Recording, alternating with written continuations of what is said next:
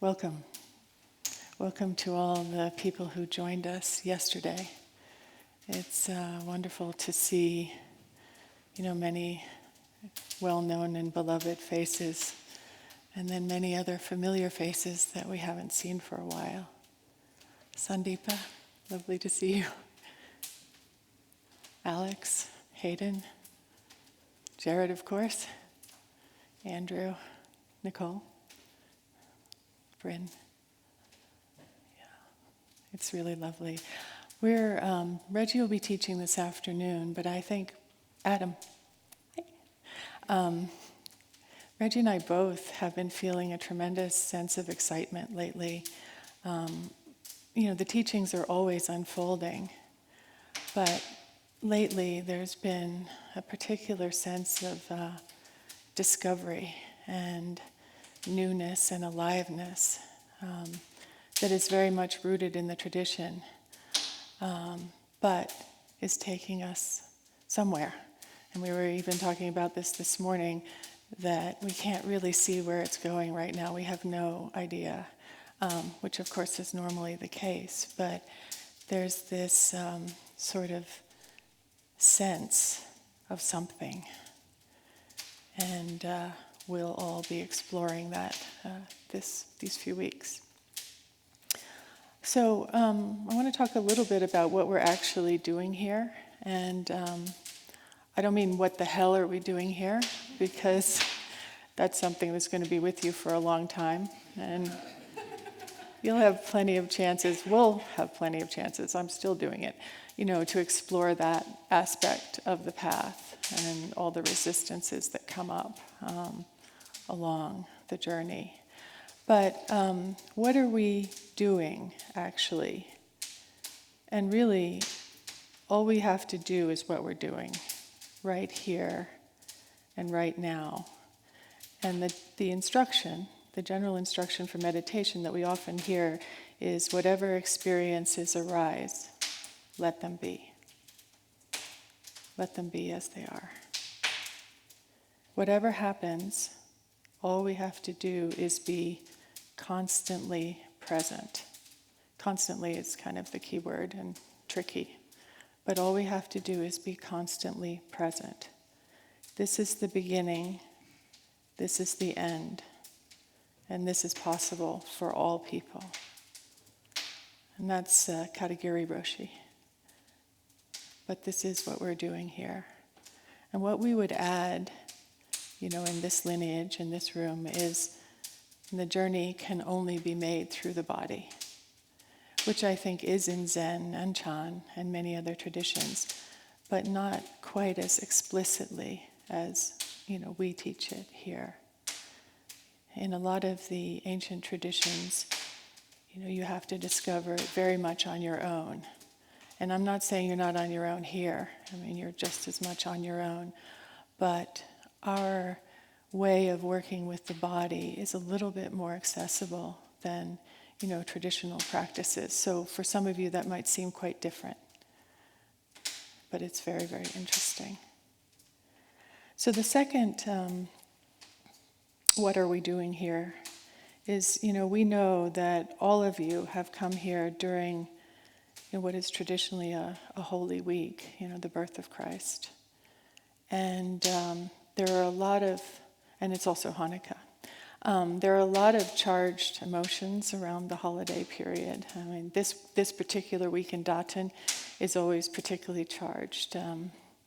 People, very much longing for and missing families and loved ones, or the loss of loved ones, or the lack of loved ones. It's all in the space. And it's a tremendous fuel for what we're doing here. And I think, it's, even though we all know this, it's important to remember that we are doing this for ourselves and not for ourselves. Because this is a question that comes up a lot in the Daten. Some feelings of perhaps self-indulgence and various other manifestations of that neurosis. But we are really, how we're learning to make this human journey through the body is very particular to you, to each one of you, but it's also for everything. It's like our awareness. We're going to be working a lot with awareness over the next few weeks. And our awareness, we think of it as ours, but the more we work with it, it's not ours at all. It's not coextensive with our bodies. And we'll discover that, over the next few days of practicing. And there are many other things about awareness that we'll be working with. So, I'm going to lead you in a couple of foundational practices, but first I wanted to let you know a little bit about what happened last week. We did something we've never done before, which is to invite another person to come in and teach us. And we invited David Rome, who is deeply of this lineage, the lineage of Chogyam Trungpa, and studied with Chogyam Trungpa from the earliest 70s, was his personal secretary, and also was the head of the Kasang, which is a very major role. And he, after Trungpa Rinpoche's death, he began to explore something called focusing, which is a Western form of working with the body that was sort of created or discovered, I would say, it's a better word for it, by a philosopher and psychologist called Eugene Genlin. Some of you may be familiar with focusing. So David has put together the mindful and the practice part of what we do with focusing. He calls it mindful focusing. And we talked a lot last week. In fact, we talked last week. So this week perhaps will be a little quieter, about what that means. And within focusing, and this is really the most important point of what I'm saying about focusing, is the core of it is something called the felt sense, which many of you may be familiar with. And the definition that I like the best about the felt sense is that it is a special kind of internal bodily awareness, a body sense of meaning, which the conscious mind is initially unable to articulate. So it's non-conceptual awareness. But it has a demeanor, and it has a particularity about it. And it's very particular to this moment, right here, and you, each person. So, and it's found very much in the body, as Genlin taught it, and very much as we teach it. And it's actually in the mid-body, which we'll be working with. And what's important about that is when we meditate, we touch in to the Dharmakaya, or the natural state, the immeasurable expanse, Rigpa, whatever names we have for it, vast awareness. And we do that by working with the back line of the body and the portals that exist along the back of the body. And then in the mid-body is this felt sense that connects us with the vast expanse of awareness, but is more unique to us. And then, of course, there's the front body, where we begin to take this into the world and into our actual lives. So that's what we're going to be working with. And there are a few points about that, which we did work with last week, but we didn't really explicate them like this. So this is actually akin to how a parent, a mother, a father, or even a caregiver is with their child, particularly a new baby. What's required if you're a caregiver, a parent of a new baby? What's required? It's sort of what I call a loving presence. And that's the same thing that's required when you work with yourself. And there are a couple of things, there are probably 4 or 5 things. I'm not as good as Reggie as with all the numbers. Yesterday, or on Saturday, we got up to whatever we got up to 18 or something. So I might mix this up. But the first one is to be present. And we all hear that all the time, especially if we're acquainted with the mindfulness movement, and who couldn't be at this point. But presence, we know what it means. It means we're present to the actual situation of our baby, the actual situation of ourselves, right in this moment. And then the next one is attentiveness, or being attentive. And being attentive is to hold the child in your awareness so that you can really know how it is for them. And that is how we communicate with babies, because obviously they don't talk and tell us what's wrong. But we have to be very, very attentive to their space and to who they are. And we have to bring that same sort of attentiveness to our own incarnation and to our bodies. Not just on the cushion, but as we go through the day and as we go through our lives. And then the third point, which is one step beyond attentiveness, is attunement. And being attuned means that we actually know what's going on, so that we can understand what's going on with ourselves, or in our case, in the case of the baby, what's actually going on with our baby or our child.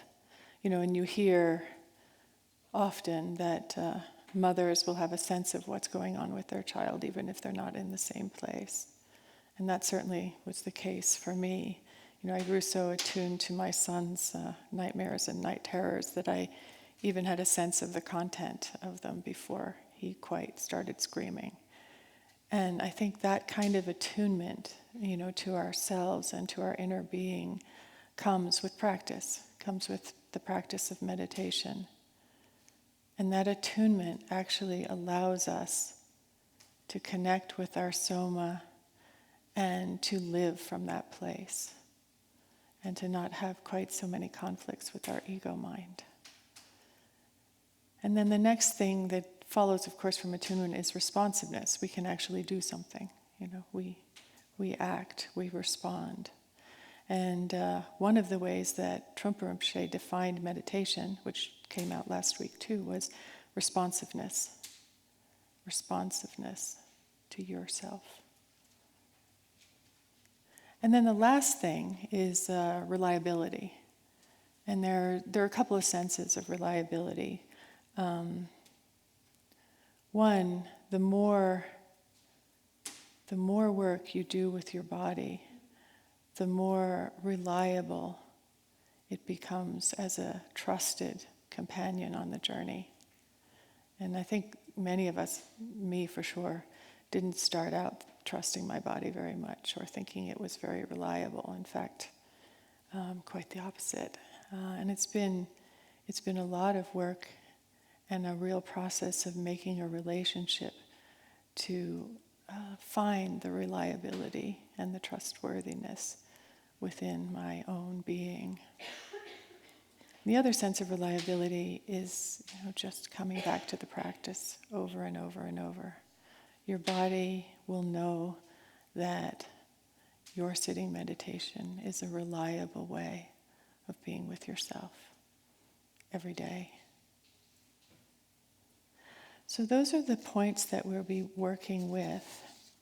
And I want to start, as we usually do, with the most fundamental practice that is part of the corpus of body work that we do in this lineage. And it's called the 10 Points Practice. And probably most of you know it in some form or another, or heard it about an hour ago in the listening room. And it is a really very, very important practice to start with often. And even if you've done it thousands of times, it's always unfolding. There are a lot of discoveries there for you every time you do it. And what the essential point of the 10 points practice, is beginning to relate to the tension within your body. Tension on a gross level, all the dysfunctions and all the traumas and all the things we have as we go through life. Tension on a murkier level where we don't quite know what's going on, but something doesn't feel so great. And then tension on a, even a cellular level. And looking at what tension is actually. I mean, obviously tension is the cause of a tremendous amount of dis-ease in our lives. But once we begin to look at our body and relate to the tension in our bodies, we begin to see that tension is like a form of exiting. It's sort of checking out. It's when what's actually going on in the body and what the body knows is in conflict with the ego mind, and we're kind of like, nah, I won't take that on right now, or I won't let that arise. And when we really look at it, we're tense all over, all the time. And knowing that and beginning to be able to see it face to face helps it a great deal. It begins to loosen and release and let go, which of course is a lifelong process. So we're going to work with that 10 points practice first, and then we're going to bring it up into a sitting posture, and we're going to work a little bit with the inner posture of meditation in the sitting form. Now, are there many people who are not familiar with the 10 points? Okay. We'll still do it, in a fairly complete form. One point about lying down, because in all of the bodywork practices, we lie down at first, and then we usually bring them into a seated position. But we may work with these practices lying down for a lot of the time, often years in the beginning. And although we won't be doing huge amounts of lying down here, probably, you'll get chances to do that every day. You can, in times when you're back in your room, or even when you go home, lying down to do this practice is not meditation. So, there's no need to have some kind of judgment around when I'm lying down, I'm kind of lunching out, or I'm not really doing the work, or anything like that. So I think on your own journey, lie down as much as you need to, as much as you want to, as much as right for you at that particular time and with what's going on in your body. And the reason we lie down is because, we're lying on our backs, very open, very vulnerable, very receptive, but also still very alert. Yes, we do fall asleep and all kinds of other things happen, but in general, we're quite alert to our own body processes. And as we say, that's also the position of a baby in the first few months of life, before they can walk and really move around. And that's when the greatest amount of neurological development takes place, in that open, awake, receptive space. So that's why we lie down, and we learn, our body learns how to be that way lying down, and then we're able to bring it into a sitting position, and then we're able to bring it into walking and the rest of our lives. Okay, so shall we lie down?